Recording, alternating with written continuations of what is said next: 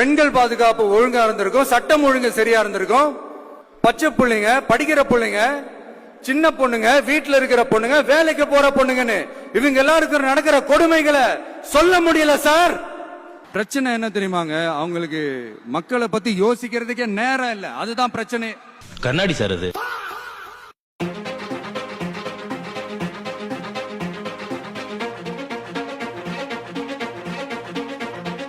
மக்களே, என்ன ஆச்சுன்னா, நண்பா நண்பி ஓட்டு போட்டு உட்கார வச்ச இந்த தளபதி திமுக காரன் அவங்களுடைய ஆட்சி காலத்துல பண்ண கேவலத்தை விட, அவங்க பண்ண அற்புதமான ஆட்சியை விட, அவங்களே காரி துப்புற அளவுக்கு அண்ணன் மிகச்சிறந்த ஆட்சியை பண்றாருன்னு அவனுங்களே என்ன பண்றானுன்னா தினசரி காரி துப்பிட்டு இருக்கானுங்க.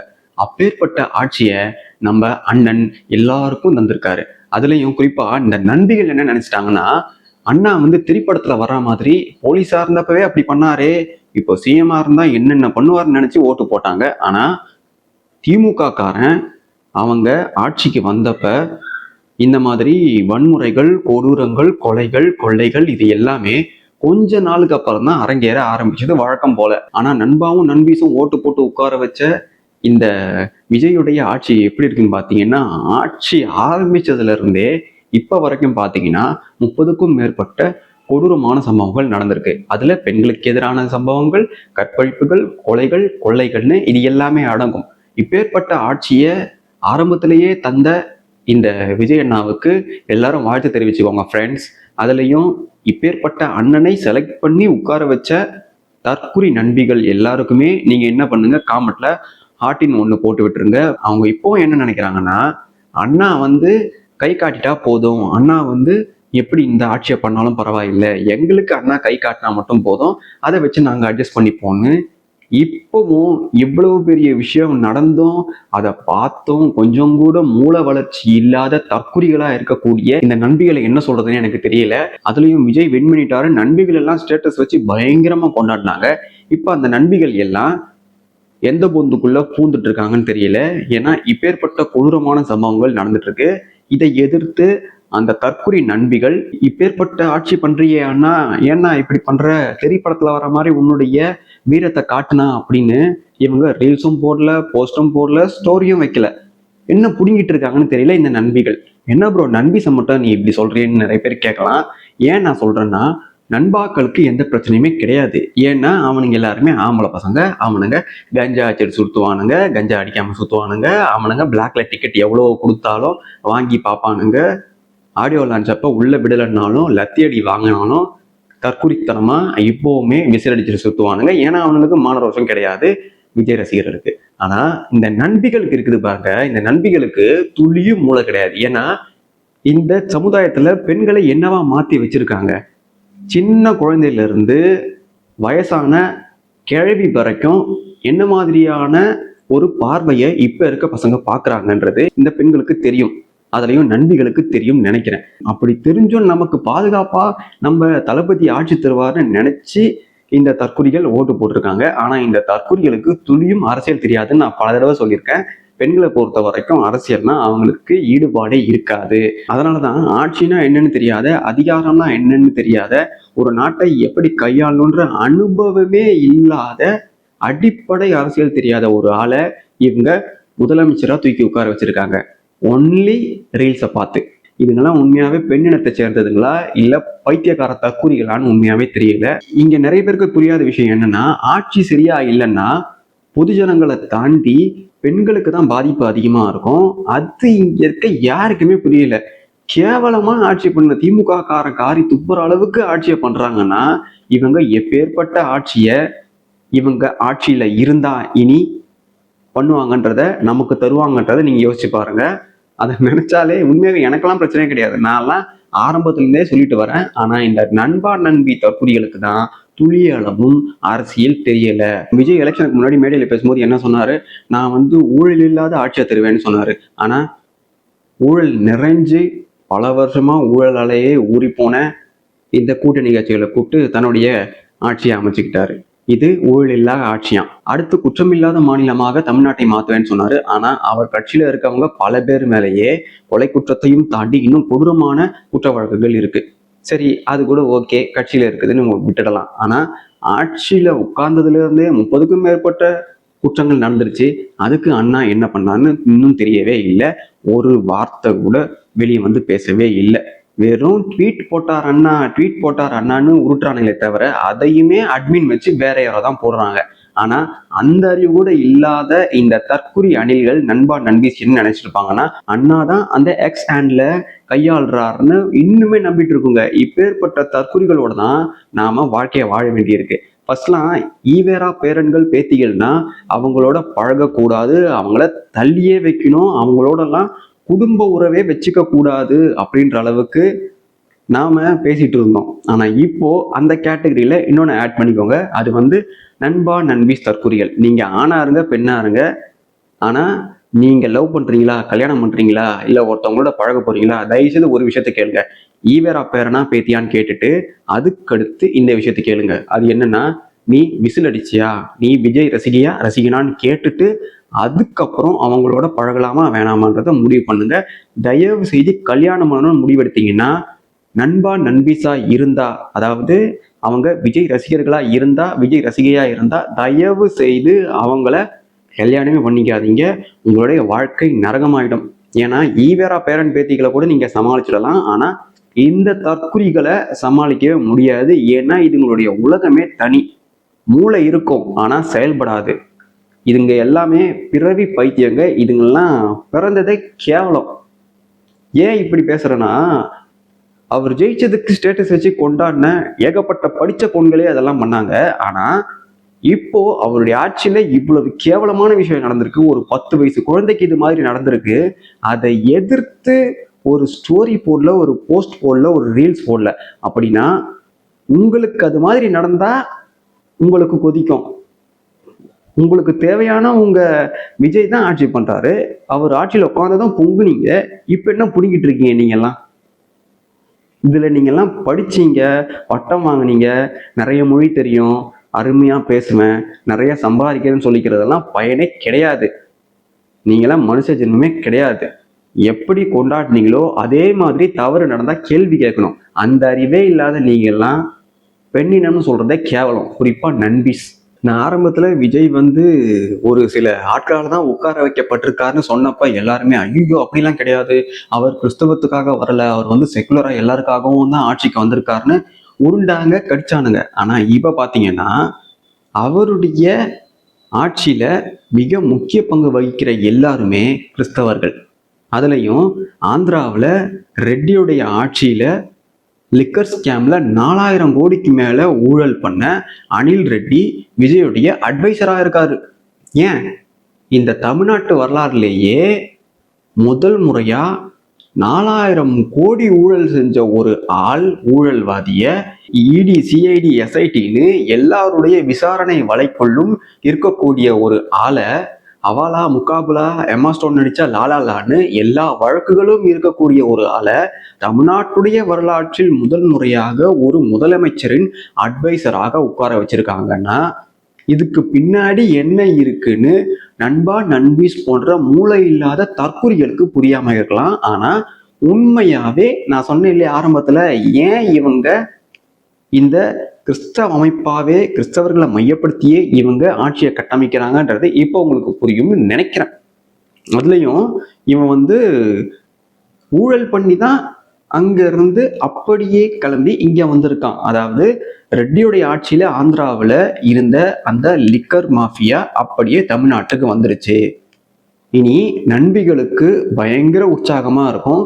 போற வரமெல்லாம் திமுக ஆட்சியில பண்ணதை விட இன்னும் கேவலமா இது மாதிரியான நிறைய விஷயங்களை நண்பா நண்பீஸ் பார்க்க தயாரா இருங்க. அப்படி இருந்தோம், அப்படி பார்த்தோம் நீங்க மூடிட்டு இருந்தீங்கன்னா நீங்க எல்லாம் வாழவே தகுதி இல்லாதவங்க. அண்ணா என்ன சொல்லிட்டு வந்தார் உங்ககிட்ட, உங்களை என்ன சொல்லி ஏமாத்தினாரு, இதெல்லாம் உங்களுக்கு தெரியாதா? ஊழல் இல்லாத ஆட்சியை தருவேன்னு சொன்னாரு. ஆனா அவர் சுத்தி வச்சுட்டு இருக்கவங்க, அவருக்கு அட்வைஸ் பண்ற ஆளே ஊழல்வாதியா இருக்கும் போது இவர் ஊழல் இல்லாத ஆட்சியை தருவாரா? அனில் ரெட்டினா யாரு, அவர் என்ன பண்ணியிருக்காரு, அவர் மேல என்னென்ன வழக்குகள் இருக்கு, எந்த விசாரணை வலைக்குள்ள அவர் இருக்காருன்னு தேடுங்க. எதையும் தேடாம தற்குறித்தனமா ஒரு கூந்தலும் தெரியாம நீங்கெல்லாம் அரசியல் பேசவே பேசாதீங்க. உங்களுக்கு அதுக்கான தகுதியும் கிடையாது. இந்த ஃப்ரேமிங் எஃபெக்ட்னு ஒன்று இருக்கு மக்களே. அதுல பாசிட்டிவ் அண்ட் நெகட்டிவ், இதுல ரெண்டுத்தையுமே சொல்லி நமக்கு என்ன தேவைங்கிறத, நம்மளுடைய சாய்ஸ் எதுங்கிறத நமக்கே தெரியாம நாம இதைத்தான் தேர்வு செய்யணும், அதாவது நாம இதைத்தான் தேர்வு செய்யணும்னு இந்த ஃப்ரேமிங் எஃபெக்டை கையாளுறவங்க எதை முடிவு பண்றாங்களோ அதை நமக்கே தெரியாம நாம தேர்வு செய்யறது தான் இந்த ஃப்ரேமிங் எஃபெக்ட். இதன் மூலமா தான் இளைய தளபதியை இவங்க ஜெயிக்க வச்சிருக்காங்க. தட் மீன்ஸ் திமுக ஒரு தீய சக்தின்னு சொன்னாங்க, அது நெகட்டிவ். ஆனா தாவேக்கா பாசிட்டிவ் என்ன சொன்னாங்கன்னு பார்த்தீங்கன்னா அது ஒரு நல்ல சக்தின்னு சொன்னாங்க, தூய சக்தின்னு சொன்னாங்க. ஸோ திமுக ஒரு நெகட்டிவ், தாவேக்கா ஒரு பாசிட்டிவ். அதனால நாம என்ன நினைச்சிட்டோம்னா திமுக பண்ண எதையுமே தாவேக்கா பண்ணாதுன்னு இளைய தளபதி சொன்ன எல்லாத்தையுமே நம்பி பாசிட்டிவா அவர் மேல என்னென்னலாம் ஃப்ரேம் பண்ணாங்களோ அது எல்லாத்தையுமே நம்பி இங்க இருக்க எல்லாருமே ஓட்டு போட்டுட்டோம். ஆனா தாவேக்கா ஆட்சி அமைஞ்சதுக்கு அப்புறம் தான் சில பேருக்கு தெரிய வந்தது, திமுகவில் இருக்கும் தளபதியை விட தாவேக்காவில் இருக்கும் இளைய தளபதி மிக கேவலமான கொடூரமான ஆட்சியை தரப்போகிறார்னு சில பேர் உணர்ந்தாங்க. இதைத்தான் இவங்க என்ன பண்ணாங்கன்னா சோசியல் மீடியால அண்ணாவை பாசிட்டிவா ஃப்ரேம் பண்ணி அவருக்கு ஒரு பாசிட்டிவ் பிம்பத்தை கொடுத்து இவங்க மக்களை மூளைச்சலவை செய்து ஓட்டு போட வச்சுட்டாங்க. இங்க டிஎம்கேவை நெகட்டிவா ஃப்ரேம் பண்ணி ஆனா அவங்க பண்ணது அப்படித்தான், நெகட்டிவையும் தாண்டி என்னென்னலாம் கேவலமான விஷயங்கள் இருக்கோ எல்லாத்தையுமே வச்சு ஃப்ரேம் பண்ணலாம். அப்படி ஃப்ரேம் பண்ணி இவங்களுடைய வாக்குகளை இங்க பிரிச்சு அண்ணாக்கு விழ வச்சாங்க. இதுதான் ஃப்ரேமிங் எஃபெக்ட். ஆனா இதை நம்பின மக்கள், அண்ணா தூய சக்தி நமக்காக நல்லதுதான் செய்வாரு நம்பின மக்கள் அவரை ஜெயிக்க வச்சாங்க. பட் அண்ணா ஆட்சி அமைச்சதுக்கு அப்புறம் தான் ஒரு விஷயத்த மக்களுக்கே வெளிப்படுத்தினார், அதாவது அவருக்கு ஓட்டு போட்ட மக்களுக்கே புரிய வச்சாரு.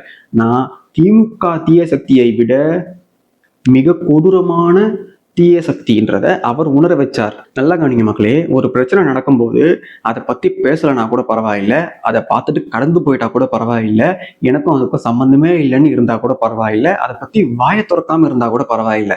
ஆனா இந்த விஜய் அணில்கள், தற்குறி ரசிக குஞ்சிகள், நண்பா நண்பிகள் என்ன பண்றாங்கன்னா இப்பேற்பட்ட கொடூரமான விஷயம் நடந்துட்டு இருக்கு, கரண்ட் போயிட்டு இருக்குன்னு ஒரு பக்கம் போராடிட்டு இருக்காங்க, இந்த மாதிரி குழந்தைகளுக்கு எதிராக வன்முறை நடக்குதுன்னு போராடிட்டு இருக்காங்க.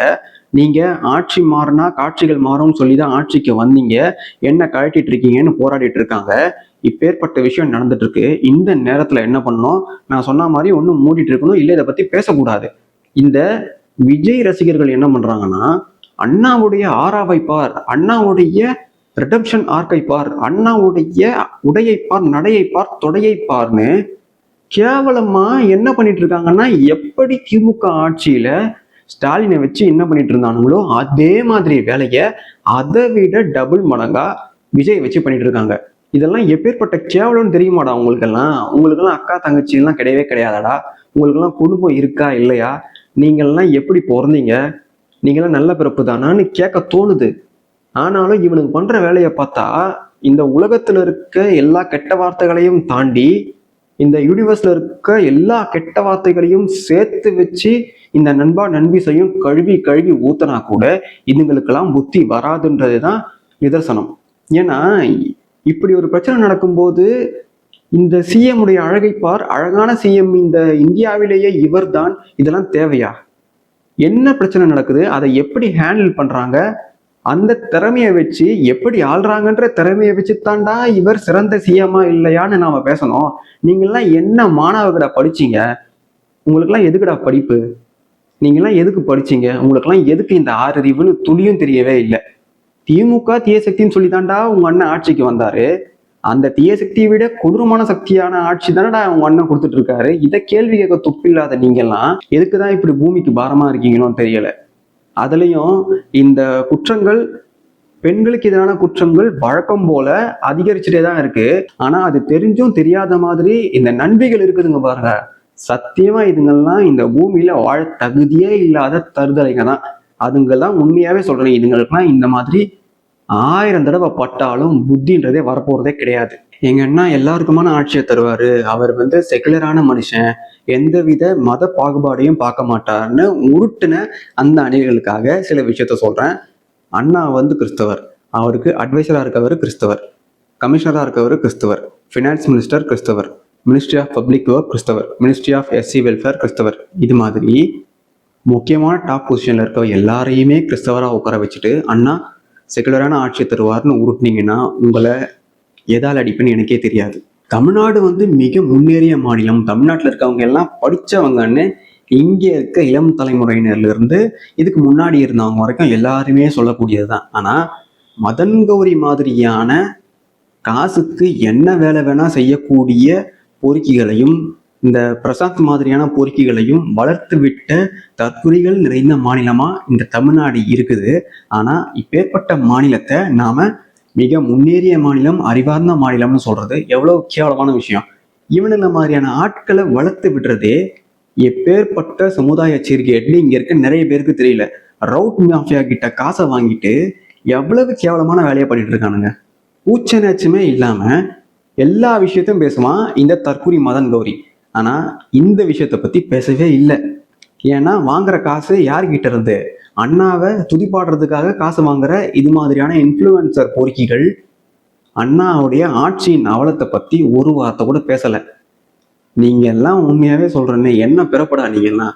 இப்பேற்பட்ட வாழ்க்கையை வாழ்றதுக்கு நீங்க எல்லாம் இந்த பூமிக்கு பாரமா இல்லாம ஏதாவது பண்ணிக்கலாம் உங்களை நீங்களே. ஒரு பொம்பளையா இருந்துக்கிட்டு ஒரு பொம்பளை அதிகாரியே இந்த விஷயத்த ஹேண்டில் பண்ண அந்த அதிகாரியே எவ்வளவு பெரிய துயரமான சம்பவம் நடந்திருக்கு. அது சம்பந்தமா கேள்வி கேட்கும்போது பேட்டி அப்ப சிரிக்குது. இதுக்கு தான் சொன்னேன் இல்லையா, இதுங்கெல்லாம் என்ன பிறவிகளோ தெரியல.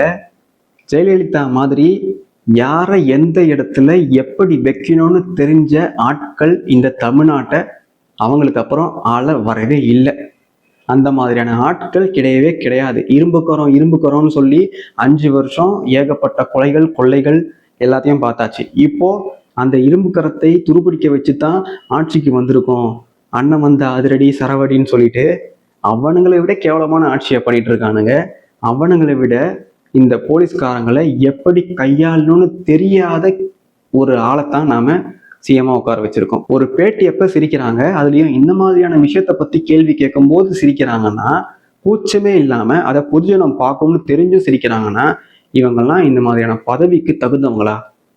இது மாதிரியான ஆட்களை கட்டுப்படுத்த தெரியாத ஒரு ஆளை நாம சிஎம்மா வச்சுட்டு இருக்கோம். இன்னும் எத்தனை குழந்தைகளுக்கு இது மாதிரி ஆக போகுதுன்றதை நினைச்சா எனக்கு உண்மையாவே கஷ்டமாலாம் இல்லை. இதை பத்தி பேசி பேசி நமக்கு வெறுப்பாய் போச்சு. இதை பத்தி புரிஞ்சுக்க வேண்டிய ஸ்பெஷல் அவேர்னஸ் இருக்க வேண்டிய தற்குறி பெண்கள், குறிப்பா இந்த நண்பிகள் இருக்குதுங்க இல்லையா, இதுங்கெல்லாம் படிச்சும் மூளை இல்லாத முட்டாள்களா இது மாதிரி வேலையை பண்ணிடுச்சுங்க. இப்போ அதற்கான பலனை அறுவடை செய்யட்டும். இது மாதிரி நிறைய விஷயம் நடக்கும். நீங்க வழக்கம் போல அண்ணா வந்தா சரவடி அதிரடின்னு அண்ணாவுடைய ஆராப்பார், அண்ணாவுடைய நடைப்பார் உடையைப்பார், அவர் மட்டும் வரலனான்னு இன்னும் உருட்டிட்டே இருங்க. இது மாதிரி விஷயம் ஏகப்பட்டது நடக்கும். தாவேக கட்சியில இருக்க ஒரு தற்குறி கேட்கறான், அதுலயும் ஒரு பொறுப்புல இருக்க தற்குறி, அமைச்சரா இருக்க தற்குறி கேட்கறான், இது இயல்பா நடக்கிறது தானே, அது போலீஸ் என்ன பண்ண முடியும், கட்சி என்ன பண்ண முடியும்னு கேட்கறான். ஏண்டா என்ன புடுங்கிறதுக்கா நீங்க ஆட்சிக்கு வந்தீங்க? அப்போ இதுக்கு ஸ்டாலினே இருந்திருக்கலாமே. அவங்க ஆட்சியில இந்த மாதிரி நடந்துச்சு, மாற்றம் வேணும், தீய சக்தி அவங்க தூய சக்தி நாங்கன்னு சொல்லி தானடா ஊரை ஏமாத்தி தானடா ரீல்ஸ் போட்டு தானடா நீங்க ஆட்சிக்கு வந்தீங்க. அப்படி ஆட்சிக்கு நீங்க என்ன பண்ணிருக்கணும்? இது மாதிரி பேசுறதுக்கு தான் உங்களுக்கு ஓட்டு போட்டு விசிலடிச்சு உட்கார வச்சாங்களா? நீங்க என்ன பண்ணிருக்கணும்? இந்த மாதிரி தவறு நடக்கவே கூடாதுன்ற அளவுக்கு நீங்க நடவடிக்கைகளை தீவிரப்படுத்திருக்கணும். எல்லாருக்கும் பயத்தை காட்டணும்னு சொல்லுவாங்க. நீங்க பயத்தையே காட்டாம அவனுங்க பண்ணதை விட கேவலமா நீங்க எது வேணா பண்ணிட்டு போங்கடான்னு சுதந்திரத்தை கொடுத்தா இது மாதிரியான கேவலமான விஷயங்கள் நடக்கத்தான் செய்யும். இதோ இப்போ திருவண்ணாமலையில நேத்து ஒரு இஸ்லாமிய குழந்தைன்னு நினைக்கிறேன், அந்த இஸ்லாமிய சிறுமிக்கு 3 பேர் சேர்ந்து பாலியல் வன்புணர்வுக்கு உட்படுத்தியிருக்காங்க. இது எந்த மதமா இருந்தாலும் சரி, எந்த இனமா இருந்தாலும் சரி, என்னை பொறுத்த வரைக்கும் இது ஒரு தப்புன்னு தான் நான் பார்க்கிறேன். ஆனா இந்த தாவேகா தற்குறிகளும் சரி, திமுக தற்குறிகளும் சரி, கட்சி சார்ந்த பல பேரும் இதை ஒரு சாதி விஷயமா பார்ப்பானுங்க, மதம் விஷயமா மாத்துவானுங்க, கட்சி சார்ந்த விஷயமா பார்ப்பானுங்களே தவிர அதுல பாதிக்கப்பட்ட ஒருத்தவங்களுடைய மனசு எந்த அளவுக்கு பாதிக்கப்பட்டிருக்கும், அவங்களுடைய நிலை என்ன, அவங்களுடைய வாழ்க்கை அதுக்கப்புறம் என்ன ஆகுன்றத பத்தி துளியும் யோசிக்காத தற்கொலைகளை தான் இந்த பெண்களே நண்பிகளே தேர்ந்தெடுத்து ஆட்சியில் உட்கார வச்சிருக்காங்க. நாளைக்கு இது மாதிரியான சம்பவம் விஜய்க்கு ஓட்டு போட்ட ஒரு பொண்ணுக்கே நடந்து அந்த பொண்ணு மீடியா முன்னாடி நின்று கேள்வி கேட்டாலும் அந்த பெண்ணுக்கும் இதே மாதிரியான பதிலத்தான் சொல்லுவாங்கன்னு அந்த தற்கொலை பெண்ணுக்கு தெரியாது. இதைத்தான் காலாகாலமா சொல்லிட்டு வரோம். எதை புரிஞ்சுக்கிறதுக்கு இது தத்தி முட்டோங்க. அனுபவிங்க, இன்னும் அனுபவிக்க போறீங்க. இதோடு நிக்க போறது கிடையாது.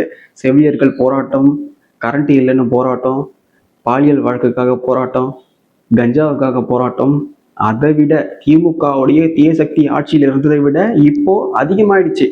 என்ஜாய் என்ஜாய் நண்பா நண்பீஸ், என்ஜாய்.